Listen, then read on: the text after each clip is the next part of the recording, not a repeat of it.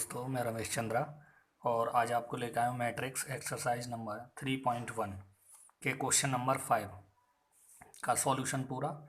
इसमें लिखा है एक 3/4 आव्यूह की रचना कीजिए जिसके अवयव निम्नलिखित प्रकार से प्राप्त होते हैं। इसकी दो कंडीशन दी है, एक कंडीशन मैं बताऊंगा और एक कंडीशन आप अप्लाई करेंगे। जैसे 3/4 के लिए कहा गया है तो 3/4 का जो आव्यूह होगा वो यहाँ से यदि लिखें तो पहले पंक्ति फिर स्तंभ A11 A12 A13 और A14, क्योंकि यहाँ पर 3 पंक्ति और 4 स्तंभ हैं इसलिए हमने 4 स्तंभ बनाए हैं।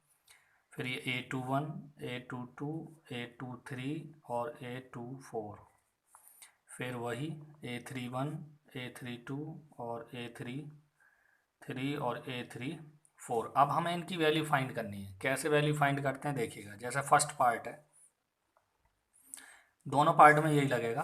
और फर्स्ट पार्ट में देखिएगा 1/2 माइनस में 3i और प्लस में j।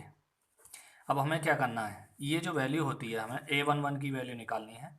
A11 का मतलब है i की वैल्यू 1 और j की वैल्यू भी 1 हमें इसमें रखनी है। तो ये हो गया 1/2 माइनस 3 इंटू में 1 माइनस प्लस ये हो गया j की वैल्यू 1। अब आप देखेंगे 1/2 तो ये हो ही गया, 3 माइनस के और प्लस का 1 है तो माइनस के 2 बचेंगे। और एक बात जानते हैं कि ये जो मोड का साइन है एक तरीके से इसमें से कोई भी नंबर माइनस का हो प्लस का ही निकलता है, तो ये वैल्यू जो है उसमें माइनस की हो जाती है और प्लस की जितनी भी हो इसके अंदर सब प्लस की हो जाती हैं। तो 2 से 2 कैंसिल, 1 आ गया। फिर यहाँ पर A12 का मतलब है आई की जगह पर 1 और जे की जगह पर 2, तो 1/2 माइनस 3 इंटू में 1 प्लस में जे की जगह पर 2 रखिएगा। फिर आप इसको जब सॉल्व करेंगे तो आप देखिएगा 3 और प्लस के कितने हो गए, और ये आप देख रहे हैं कितनी आप घटाएंगे तो माइनस का 1। अभी मैंने बताया है कि माइनस की यदि संख्या होती है तो वो प्लस की हो जाती है, तो 1 तो ये हो गया 2। उसके बाद नंबर आता है A13 का, इसका मतलब आई की जगह 1 और जे की जगह पर 3 रखना है। तो माइनस के 3 इंटू में 1 और प्लस 3, तो ये वैल्यू आप देखेंगे 3 माइनस 3 बन रही है, तो वैल्यू कितनी हो जाती है 0। भाई 0/3 2, तो आप देखेंगे कि 0 ही आ गई ये। इसके बाद A14 में आप देखेंगे आई की जगह पर 1 जे की जगह पर 4, तो 1/2 माइनस 3 इंटू में 1 और प्लस 4 माइनस, आप देख रहे हैं 1/2 माइनस 3 प्लस 4 और बराबर में हो जाएगा 1/2। फिर आती है वैल्यू, पूरी लाइन एक हो गई। फिर आती है 2/1 का मतलब है आई की जगह पर 2 और जे की जगह पर 1 रखना है हमें इसमें।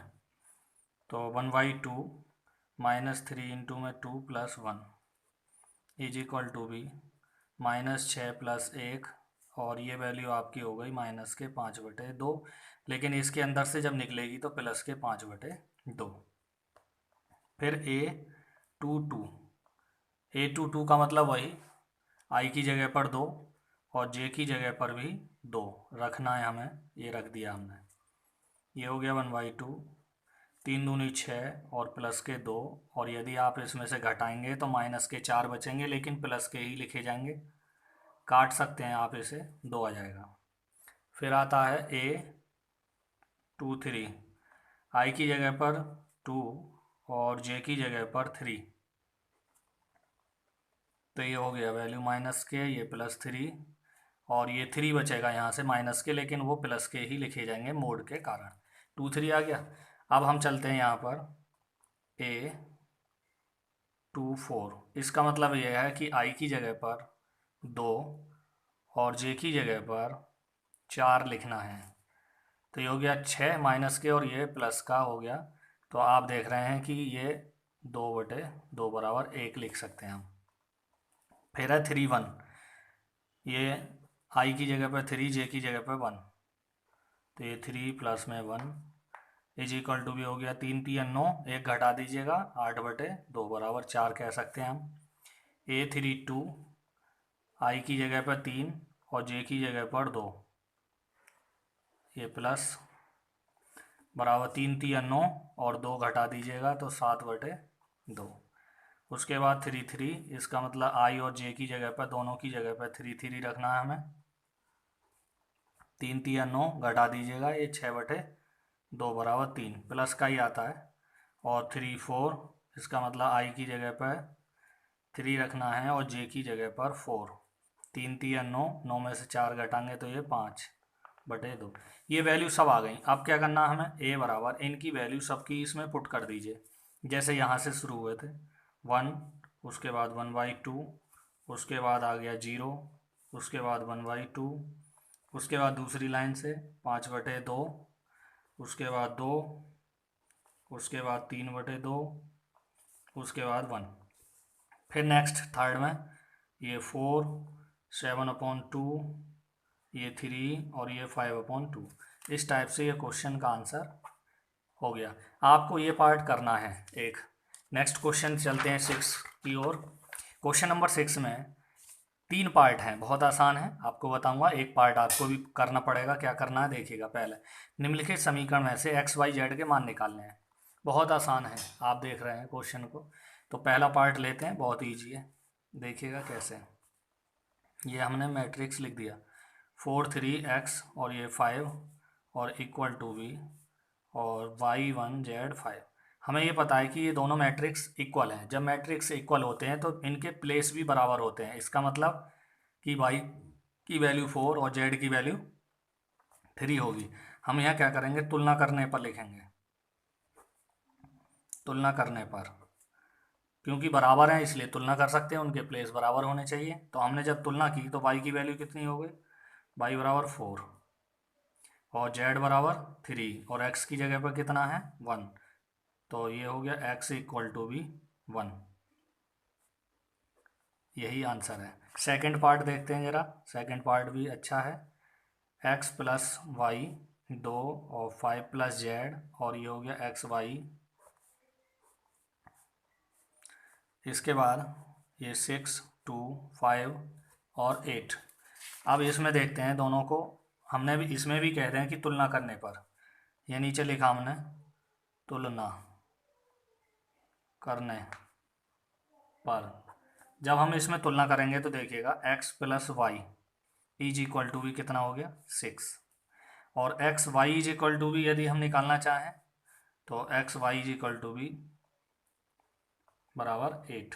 अब हम यहाँ से क्या करें, समीकरण 1 डाल दो इसे, y की वैल्यू निकाल दो 6 माइनस एक्स।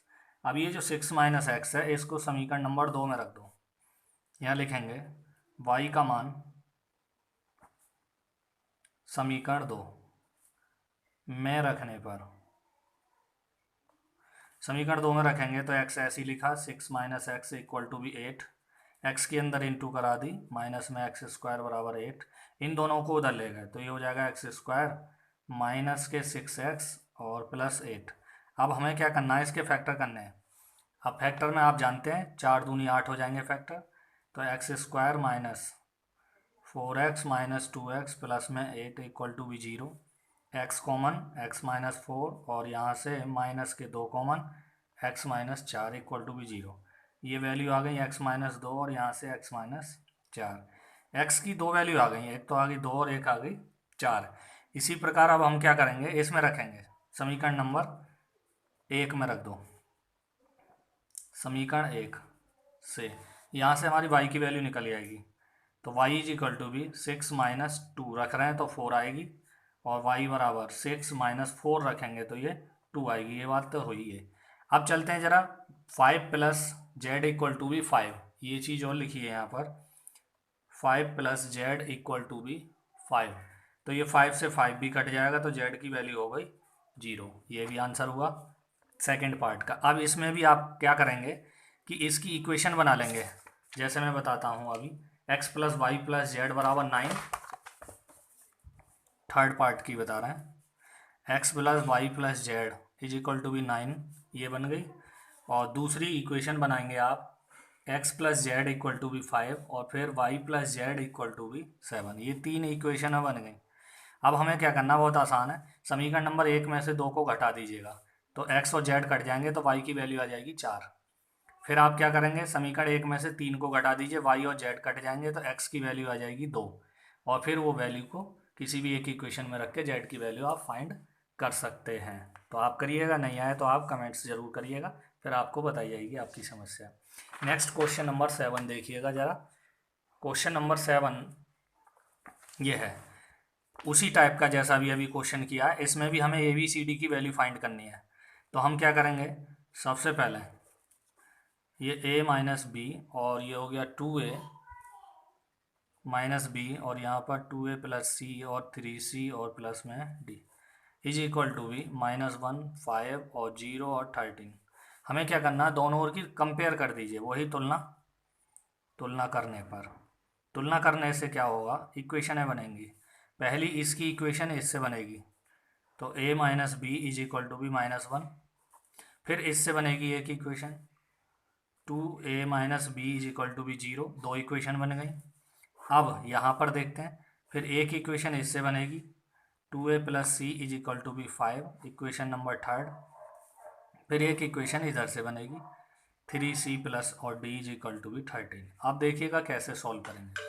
हमने क्या किया, दोनों इक्वेशनों को एक साथ रखा और एक साथ रखने के बाद में हमने देखा कि यहाँ b से b कैंसिल हो गई, दोनों माइनस करने पर हैं, तो घटाने पर हुआ ये माइनस ये माइनस ये माइनस, तो माइनस के a और यहाँ से आप देख रहे हैं माइनस का आ गया 1, तो माइनस से माइनस कैंसिल, a बराबर वैल्यू आ गई 1। इसके बाद आप देख रहे हैं कि a की जो वैल्यू है वो 1 आ गई, तो हम इक्वेशन नंबर में यहाँ लिखें फ्रॉम इक्वेशन 1। अब इस इक्वेशन 1 में रख रहे हैं, तो 1 minus b is equal to be -1, तो माइनस बी ये हो गया और -1 और minus b is equal to be minus के 2, माइनस से माइनस कैंसिल और b की जो वैल्यू है वो 2 आ गई और a की वैल्यू आ गई 1। अब a की वैल्यू हम क्या करेंगे, इसमें यहाँ लिखेंगे समीकरण 3 में a का मान रखेंगे, ठीक है। तो a का मान रखने पर ये हो जाएगा 2 इंटू में 1 plus c is equal to be 5, तो c बराबर में 5 माइनस 2, c बराबर हो गया 3, तो c की वैल्यू आ गई 3। अब क्या करना है, ये c की वैल्यू यहाँ रख दीजिएगा इक्वेशन नंबर 4 में, तो यहाँ लिखेंगे समीकरण 4 में c का मान रखने पर।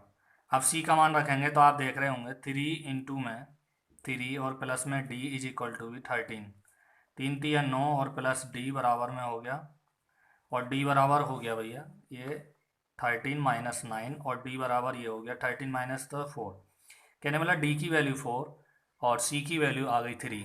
यही क्वेश्चन का आंसर है 7 का। फिर चलते हैं क्वेश्चन नंबर 8 में, ये ध्यान से देखिएगा, ये ऑब्जेक्टिव है क्वेश्चन नंबर 8 9 10। सवाल में लिखा है कि a is equal to a i j m in cross n एक वर्ग आव्यूह है। वर्ग आव्यूह का मतलब क्या होता है ये और आपको बता दूं। वर्ग आव्यूह का मतलब है जैसे 1 2 3 4, ये मैंने लिख दिया कुछ, इसका मतलब यह है कि इसमें 2 पंक्ति हैं आप देख रहे हैं और 2 ही स्तंभ हैं। जब पंक्ति और स्तंभ की संख्या बराबर होती है तो वो वर्ग आव्यूह कहलाता है। पंक्ति को जो m कहते हैं और स्तंभ को n कहते हैं, कहने मतलब पंक्ति और स्तंभ दोनों बराबर होने चाहिए, अर्थात m इज इक्वल टू भी n होना चाहिए। तो अब ये क्या है, हमने यहाँ लिख देते हैं पंक्ति को m और स्तंभ को n कहते हैं, तो दोनों बराबर होने चाहिए, तो ये सी पार्ट इसका राइट है। नेक्स्ट क्वेश्चन देखते हैं 9। ये कहा गया है कि किन x और y के मान के लिए ये दोनों बराबर होने चाहिए, कहने मतलब बराबर होने चाहिए तो x और y के मान क्या होने चाहिए। तो हम क्या करेंगे, सबसे पहले तुलना करेंगे हम इसमें, तो तुलना जब करेंगे तो देखिएगा ध्यान से 3x plus 7 equal to be 0, तो 3x इक्वल टू बी -7 और x इक्वल टू बी -7/3, ये x की वैल्यू आई है। एक जगह x और भी है नीचे, तो उससे भी देखते हैं जरा x की वैल्यू कितनी आती है। ये हो गया और माइनस के 3x equal to be 4 minus 2 equal to be 2 और x is equal to be 2/3 और वो भी माइनस। अब आप देख रहे हैं कि x की वैल्यू दोनों जगह अलग लगा रही है, जबकि गलत है। यदि हम x की वैल्यू निकालना चाहते हैं तो चाहे यहाँ से निकालें या यहाँ से निकालें, एक ही जैसी आनी चाहिए। तो इसमें क्या है, 4 पार्ट बनाए गए हैं सही और गलत के लिए। तो उसमें से एक पार्ट दिया गया है। पहले पार्ट, अब ऑप्शन क्या क्या है ये भी मैं लिख देता हूँ। पहले पार्ट में लिखा है x बराबर -1/3 कोमा y बराबर 7, गलत है। सेकंड पार्ट में लिखा है कि ज्ञात करना संभव नहीं है, ज्ञात करना संभव नहीं है, ये आंसर इक्वल टू राइट है बिल्कुल। और भी है, सी पार्ट भी लिख देता हूँ, थर्ड पार्ट इसका। थर्ड में x इक्वल टू भी -2/3 और y इक्वल टू भी 7। और डी पार्ट है इसका चौथा पार्ट कि x इक्वल टू भी -1/3 और कॉमा y इक्वल टू भी -2/3। ये सब गलत है, केवल सेकंड पार्ट इज राइट है। क्वेश्चन नंबर 10 की ओर चलते हैं, लास्ट क्वेश्चन इस एक्सरसाइज का। ये भी ऑब्जेक्टिव है। 3/3 कोटि के रूप में एक आव्यूह की कुल कितनी संख्याएं हो सकती हैं जिनमें प्रत्येक की प्रविष्टि 0 या 1 है। तो आप ये देख रहे हैं कि 3/3 का मतलब होता है 9 हो गया। अब यहाँ पर आप देख रहे हैं कि दो नंबर हैं 0 या 1। तो देखिएगा कैसे, यदि हम इसको सॉल्व करना चाहें तो आव्यूह की संख्या हम यहाँ लिख दें, आव्यूह की संख्या यदि हम निकालना चाहते हैं तो 3/3 बराबर होता है 9। तो 0 या 1 प्रविष्ट करने के लिए कह रहे हैं, उसे हटा दें। और किस कोटि की होनी चाहिए, 3 की होनी चाहिए। तो ये हो गया 8 और ये 3। यदि आप इसमें गुणा उड़ा भी करना चाहेंगे तो आप देखते हैं कि कितना जो है गुणा हो जाएगी। तो उसके लिए आप जो है इसको सॉल्व कर सकते हैं और ये हो जाएगा, ये हो गया 64 हो गया इंटू में 8, 8 चौक 32, 3 8 चौक 8 छिंग 48, 3 कितना हो गया 51, क्या मतलब 512। ये आपका जो आंसर है वो राइट है। इस टाइप से ये एक्सरसाइज पूरी हुई। नेक्स्ट एक्सरसाइज आपको नेक्स्ट वीडियो में मिलेगी। Okay, thank you.